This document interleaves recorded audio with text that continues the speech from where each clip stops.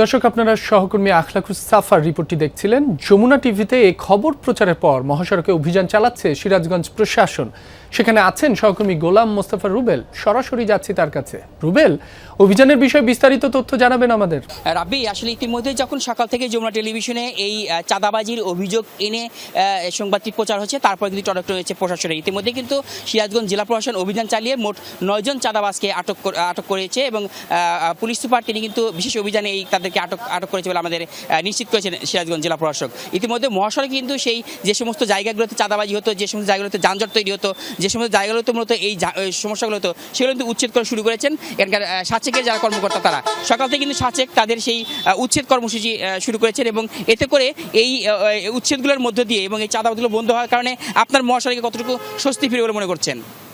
আমি মনে করছি যে অনেক ভালো হচ্ছে কাজ। আপনারা জানেন যে হাটিকামরুল ইন্টারচেঞ্জটি শুরু হয়েছিল 2023 সালে। আমরা ইতিমধ্যে চারপাশের যে সার্ভিস লেন এগুলো শেষ করে দিয়েছে।